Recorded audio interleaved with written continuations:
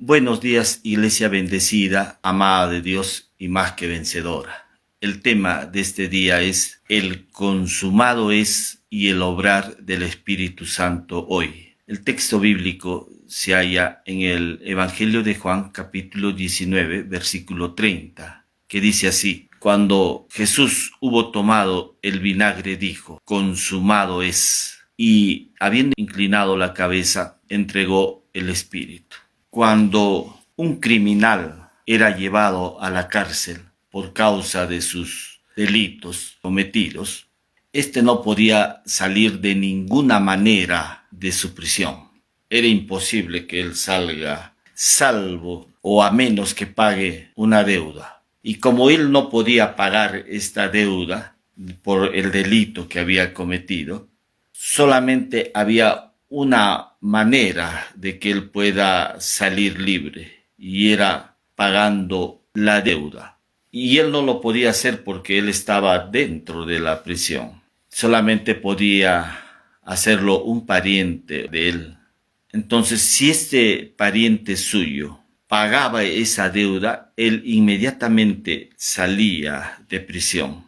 Y lo que hacían cuando esto ocurría era poner una inscripción en la puerta de su celda que decía Tetelestai, que significaba que la deuda había sido cancelada completamente.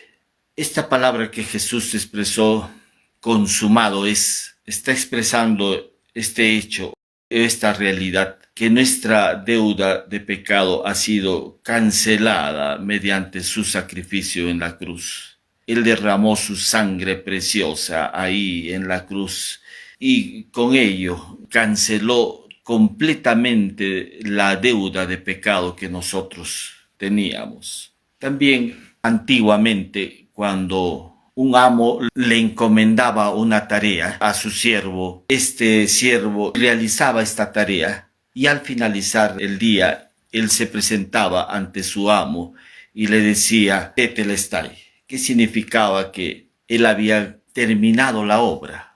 Eso es el consumado es. Cuando Jesús en la cruz declaró consumado es, estaba declarando que la obra había sido terminada. Pero también el consumado es en el hebreo, kalá, que significa a favor de la novia. Claro, está terminado, acabado, pero también se traduce como a favor de la novia. Y también podría traducirse como shalom, que significa paz. Esta palabra, el consumado es, tiene mucho significado. Jesús estaba declarando que la obra había sido terminada, que la deuda había sido cancelada, que este acto sacrificial era a favor de la novia, y también que estábamos nuevamente en una relación de paz con Dios por medio de Jesucristo, por medio de su sacrificio. ¿Qué obra terminó Jesús en la cruz? Porque Él dijo, consumado es. Él resolvió el problema del pecado. Por eso es que Pedro dice, ¿quién llevó él mismo nuestros pecados en su cuerpo sobre el madero? Pablo dice, Romanos 6:6, sabiendo esto que nuestro viejo hombre fue crucificado, o sea que también fue resuelto la naturaleza pecadora en la cruz. Jesús llevó la naturaleza pecadora. Y también Pablo dice que Cristo se hizo pobre para que nosotros con su pobreza seamos enriquecidos. Llevó la pobreza. Pablo también dice que él anuló el acta de los decretos que había contra nosotros, quitándola del medio y clavándola en la cruz. Esta acta de los decretos era la ley. Y también llevó el yo. Nuestro ego fue llevado a la cruz, porque Pablo dijo, ya no vivo yo, mas Cristo vive en mí. Y también llevó la muerte. Entonces Cristo en la cruz resolvió el problema del pecado, la naturaleza pecadora, de la ley, la pobreza, las enfermedades y el ego y la muerte. Entonces todo esto lo resolvió en la cruz, pero la cruz, cuando él gritó consumado es, está diciendo la obra ha sido terminada, la obra está completa, no hay nada más que hacer. Él lo hizo todo. Nosotros solamente tenemos que mirar esa obra, porque esta obra ha traído beneficios ahora para la iglesia. Está diciendo, en este consumado es el propósito, que era a favor de la novia. La novia es la iglesia que es él mismo. Está declarando que su sacrificio fue a favor de la iglesia. Por eso es que Efesios 5:25 dice que se entregó a sí mismo por ella. Cristo se entregó a sí mismo por la iglesia. Hubo un amor sacrificial, un amor que lo llevó ahí a la cruz. Y era su amor por la iglesia. Él lo entregó todo por su amor a la iglesia. Ya la carta también de Romanos 5:1 dice que hemos justificados, pues tenemos paz para con Dios por medio de Jesucristo. Este sacrificio de Cristo nos estaba poniendo en una relación de paz con Dios. Dios ya no nos está mirando como enemigos. Nos está poniendo el sacrificio de Cristo en una relación amical, en una relación donde Él ya no emite juicio sobre el hombre. Estamos en una relación ahora de paz con Dios. ¿En qué consiste ahora el obrar de Dios? El obrar de Dios hoy tiene que ver con la acción del Espíritu Santo en llevarnos a conocer esta obra del consumado es. El Espíritu Santo es el que ahora está obrando para darnos a conocer la obra de Jesucristo. Hay muchas predicaciones que dicen la obra de Jesús, pero no están mirando realmente esta obra de Jesús. Jesús, cuando estuvo aquí ejerciendo su ministerio, él dijo, pero cuando venga el Consolador, a quien yo os enviaré del Padre, el Espíritu de verdad, el cual procede del Padre, él dará testimonio acerca de mí. Juan capítulo 15, versículo 26. Mire que la acción del Espíritu Santo es dar testimonio acerca de la obra de Cristo. La acción del Espíritu Santo hoy en día es darnos a conocer la obra de Cristo. No está al margen de la obra de Cristo. Siempre el Espíritu Santo nos va a llevar a conocer la obra de Cristo. Cuando no lo está haciendo es porque realmente nuestro enfoque no es Jesús. O no estamos conociendo realmente la obra de Cristo. Y cuando no ocurre esto es porque no estamos siendo guiados por el Espíritu. Siempre el Espíritu Santo va a enfocarse en dar testimonio de la obra de Cristo. Dios, escucha bien, hermano, que Dios con el único que se relaciona es con Cristo. Y nosotros, por un acto de su gracia, hemos sido colocados en su Hijo amado. Por eso es que 1 Corintios 1:30 dice, mas por Él estáis vosotros en Cristo Jesús. Dios, por un acto de su divino, por un acto del favor de Él, es que nos colocó en su Hijo amado. La pregunta es, ¿para qué nos colocó en su Hijo amado, en Cristo Jesús? Nos colocó para impartirnos su naturaleza, su vida, su ADN. Nos dio sus ojos para que lo podamos ver a Él.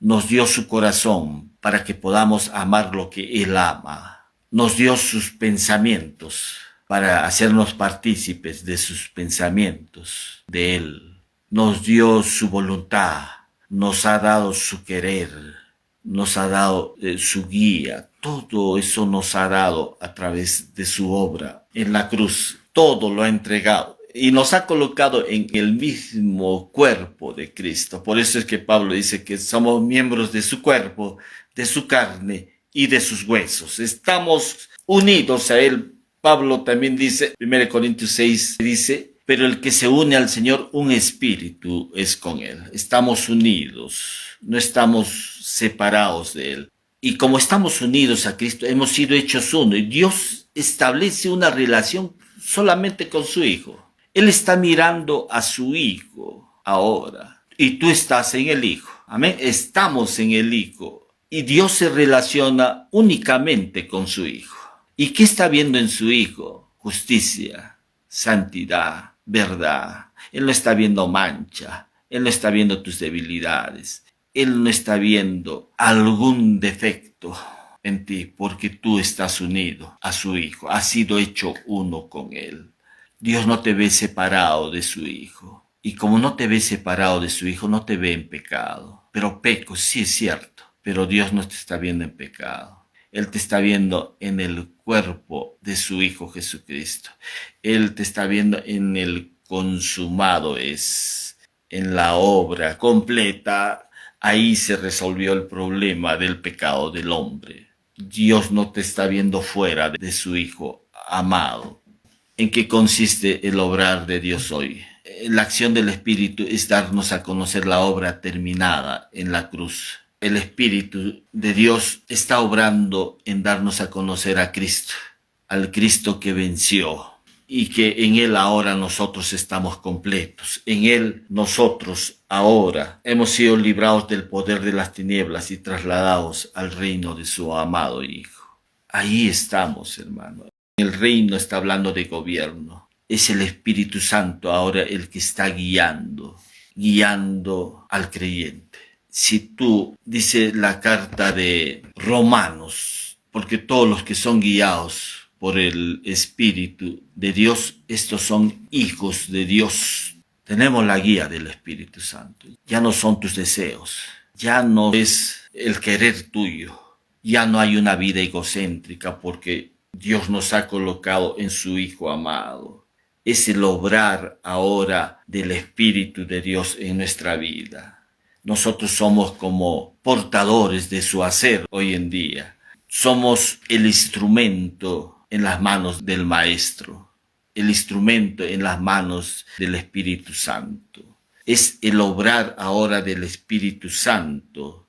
En Filipenses 1:6 dice, y estando persuadido de esto, que el que comenzó en vosotros la buena obra, la perfeccionará hasta el día de Jesucristo.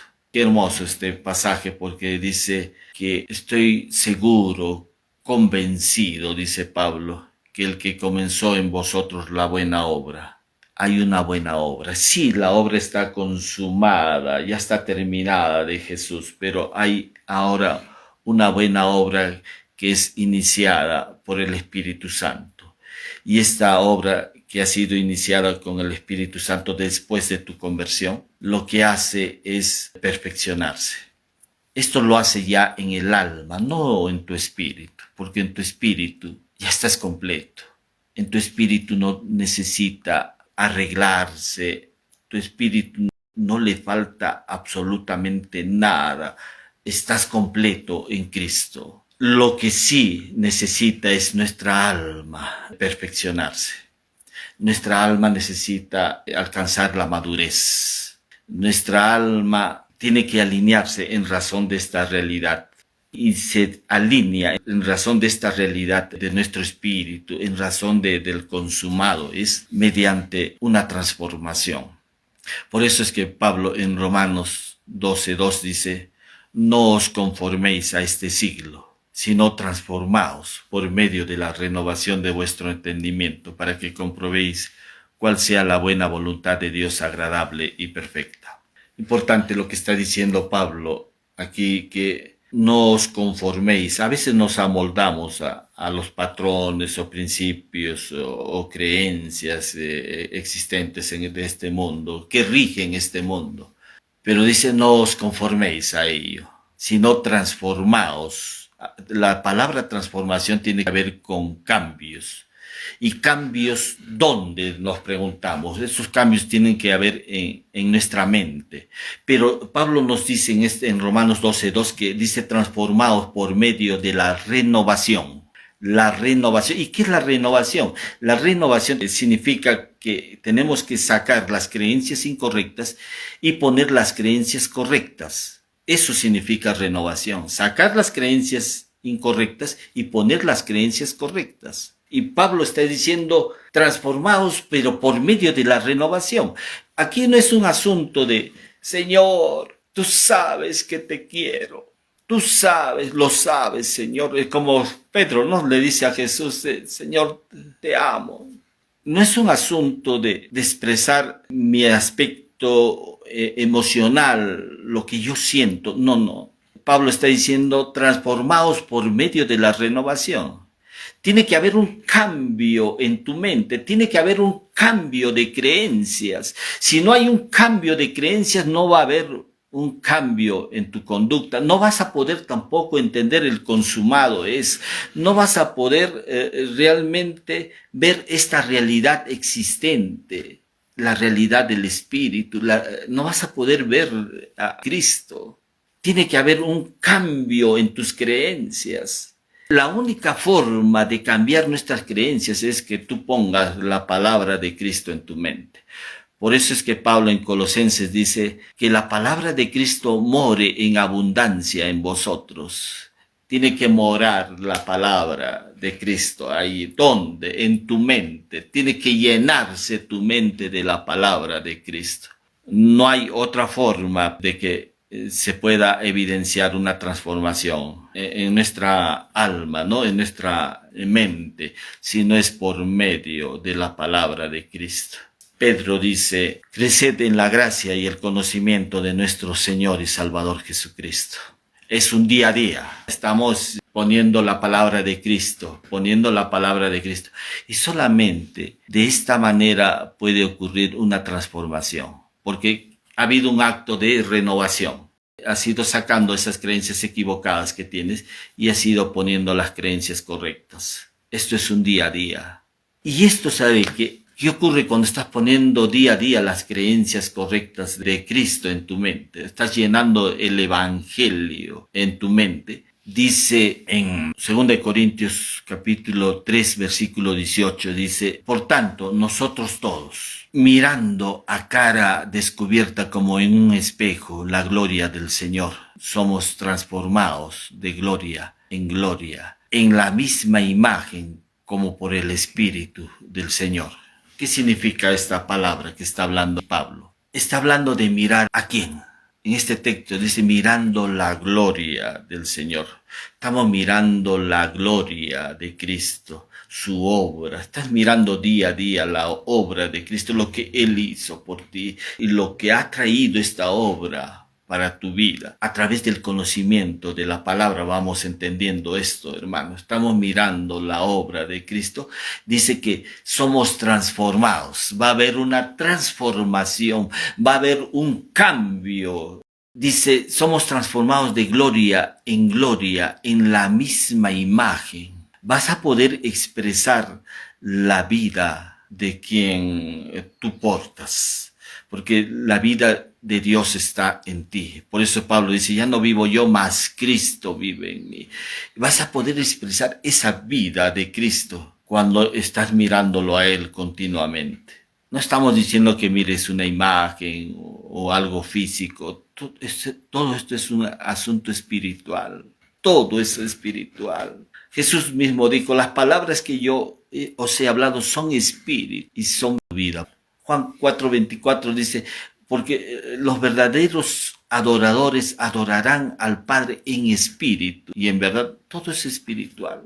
Entonces, como estamos mirando la obra de Cristo día a día, somos transformados de gloria en la misma imagen. Lo que va a ocurrir es que tanto miras a Cristo que vas a poder expresar esa imagen de Cristo a través de tu vida. No tu vida, sino la imagen de Él a través de tu vida. Vas a poder expresar el fruto de su Santo Espíritu, que es amor, gozo, paz, benignidad, bondad, fe, templanza, mansedumbre. Todo eso va a empezar a expresarse a través de tu vida. La acción del Espíritu Santo hoy en día tiene que ver con las palabras de Cristo, tiene que ver con la obra de Cristo, tiene que ver con, siempre está enfocada a la obra de Cristo. Hebreos dice, puestos los ojos en Jesús. No dice que pongas tu mirada en el pastor, que pongas tu mirada en una denominación. No, no, en una religión tampoco. Dios sabe que Dios no conoce a los evangélicos, Dios no conoce a los bautistas, Dios no conoce a los presbiterianos, Dios no conoce a los ortodoxos, católicos. No, no. Dios al único que conoce es a su Hijo. Con el único que se relaciona a Dios es con su Hijo Jesucristo. Amén. Es la manera de cómo Dios se relaciona es con su Hijo Jesucristo. Él no tiene a otra persona en mente. Acá no es un asunto de méritos. Aquí esto no es un asunto de cuánto puedo hacer por Dios. Aquí no es un asunto de, Señor, tengo que ser obediente a ti. Señor, tengo que mostrar integridad hacia ti. No, no. Eso estaba en el antiguo pacto. En el nuevo pacto Dios está viendo la integridad de Cristo. Él está viendo la fidelidad de su Hijo. Él está viendo la justicia de su Hijo. Él está viendo la santidad de su Hijo. En el antiguo pacto, ¿sabe qué? Se miraba el pan, el tabernáculo, el templo, el sacrificio de animales, el día de reposo. Se miraba todos esos rudimentos, reglas y regulaciones para guiar la vida de las personas. Hoy en día hemos sido colocados en el mismo cuerpo de Cristo. Ahí estamos. Y Dios lo que está viendo, por eso decimos, lo que Dios está viendo es la santidad de su Hijo. Cuando nos ve a nosotros, claro, nos ve en el Hijo. Y Dios no está viendo ningún pecado en nosotros. Ningún pecado. Él no lo ha visto, ni lo verá, porque estamos en su Hijo amado. Estamos en Él. Pero, ¿qué ocurre? A veces que el Espíritu Santo, hermanos, lo que tiene que hacer en nosotros es formar la vida de su Hijo Jesucristo. Por eso es que Pablo le dice a los hermanos de Gálatas, hijitos míos, por quienes vuelvo a sufrir dolores de parto, hasta que Cristo sea formado en vosotros. ¿Dónde tiene que ser formado Cristo? No es en nuestro espíritu, es en nuestra alma. Nosotros somos cuerpo, alma y espíritu. Claro, en la parte del espíritu estamos completos. No necesita ser añadido nada más a nuestro espíritu. Nuestro espíritu está maduro, completo. Mas vosotros estáis completos en él, dice Pablo. Lo que sí necesita madurar, entrar en un proceso de deformación, es nuestra parte almática. Por eso es que Pablo dice, hasta que Cristo sea formado en vosotros. El problema de los Gálatas es que estaban volviendo a las prácticas judaizantes. Estas prácticas judaizantes les decía, miren el templo, miren los animales del sacrificio, miren el día de reposo, miren el pan, todos estos rituales, miren la ley. En el nuevo pacto, Cristo ya es el pan. Cristo es el templo, Cristo es el Cordero Pascual, Cristo es la verdad, el camino, todo lo es Cristo. Cristo es el Cordero del sacrificio. Juan el Bautista nos dice, he ahí el Cordero de Dios que quita el pecado del mundo. Cristo lo es todo. Cristo es el reposo, porque Jesús dijo, venid a mí todos los que estáis cargados y cansados, que yo los haré descansar. Él es el reposo. Estamos buscando día, estamos buscando algo físico. Esto es un asunto espiritual. La formación de Cristo tiene que darse en nuestra parte almática. Ahí tiene que formarse Cristo. ¿Y por medio de qué? Mediante el conocimiento, pues, de su obra.